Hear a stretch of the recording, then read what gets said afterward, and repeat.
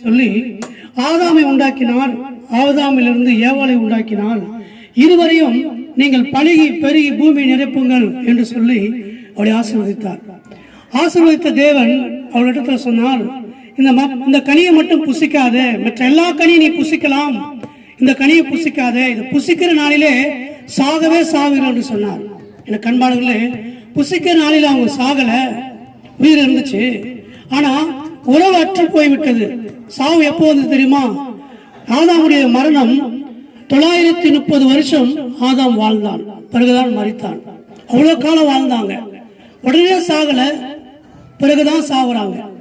சாவு லேட்டா தான் வந்துச்சு, ஆனா உறவு அற்று போய்விட்டது, ஐக்கியம் அற்று போய்விட்டது. எனக்கு அன்பானவர்களே, தேவன் ஒரு தாய் பிள்ளை கிட்ட பேசுறது போல, தகப்பன் ஒரு பிள்ளை கிட்ட பேசுறது போல ஆதாமோடு பேசினார். என்றைக்கு பாவம் மனிதன் செய்தானோ அன்றைக்கு பேசுகிற ஒரு நிலை மனிதன் இழந்தான். அதான் உறவு. தகப்பனோடு பேசிக் கொண்டிருக்கிற நிலை இழந்து விட்டதுனாலே அவன் ஒரு ஒதுக்கப்பட்ட ஒரு மனிதனாக காண்கிறான்.